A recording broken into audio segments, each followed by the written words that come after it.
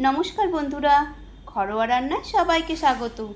আজ বানাবো মুসুর ডাল দিয়ে ডাল চচ্চড়ি, যেটা খুব কম সময়ে তৈরি হয়ে যাবে আর খেতেও কিন্তু অসাধারণ হবে। ভাত রুটি দুটোর সাথেই কিন্তু ভালো লাগবে। দেখে নেওয়া যাক রেসিপি। মুসুর ডালের এই চচ্চড়িটা বানানোর জন্য সবার প্রথমে আমি কড়াইতে মুসুর ডাল ধুয়ে পরিষ্কার করে দিয়েছি। দিয়ে দেবো এখানে টুকরো করে কেটে রাখা টমেটো, দেবো দুটো ছিঁড়ে রাখা কাঁচা লঙ্কা, দুটো পেঁয়াজ কুচিয়ে রেখেছিলাম সেগুলোও দিয়ে দিলাম। এভাবে ডাল চচ্চড়ি বানালে ভাত রুটি দুটোর সাথেই কিন্তু খেতে ভালো লাগবে। এবার দিয়ে দেবো পরিমাণ মতো নুন, হলুদ গুঁড়ো আর অল্প একটু সর্ষের তেল। এবার এই চামচ দিয়ে ভালো করে সব মিশিয়ে নেব।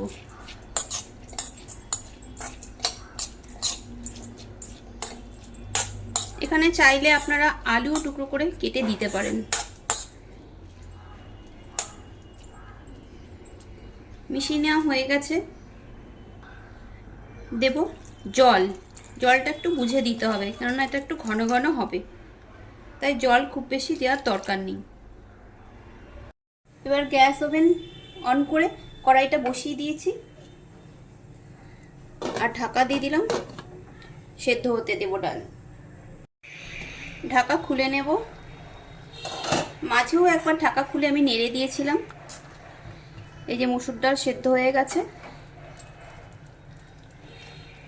এবার ছোট একটা তড়কা প্যান বসিয়ে দিয়েছি, আপনারা এটা কড়াইতেও করতে পারেন। এর মধ্যে একটু সর্ষের তেল দিয়ে দিলাম।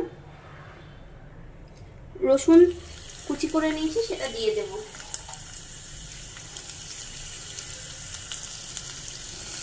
আবারও ছোট একটু পেঁয়াজ কুচি করে রেখেছি, সেটাও দিয়ে দিলাম। আরেকটা কাঁচা লঙ্কা চিড়ে নিয়েছি, এটাও দিলাম। এটা সামান্য একটু ভেজে নেব, তারপর এটা ওই ডালের মধ্যে যোগ করে দেব।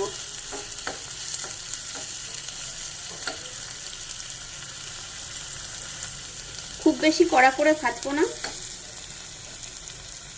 হালকা একটু ভেজে নিলেই হবে।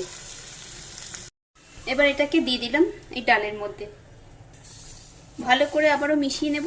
তৈরি হয়ে গেল দারুণ স্বাদের ডাল তড়কা। ভাত রুটি দুটোর সাথেই খেতে ভালো লাগবে। রেসিপি দেখে ভালো লাগলে লাইক কমেন্ট শেয়ার অবশ্যই করবেন, আর নতুন বন্ধু হলে বন্ধু হয়ে পাশে থাকার অনুরোধ রইল। কিছুক্ষণ আমি এটাকে ঢেকে রেখে দেব, তারপর আবার সার্ভ করব। ডাল চচ্চড়ি আমি সার্ভ করে নিয়েছি। আপনারা এভাবে বাড়িতে বানিয়ে ভাত রুটির সাথে খেয়ে দেখবেন, আশা করছি আপনাদের ভালো লাগবে। খুব শীঘ্রই দেখা হবে নতুন কোনো ভিডিওতে। সবাই ভালো থাকবেন, সুস্থ থাকবেন।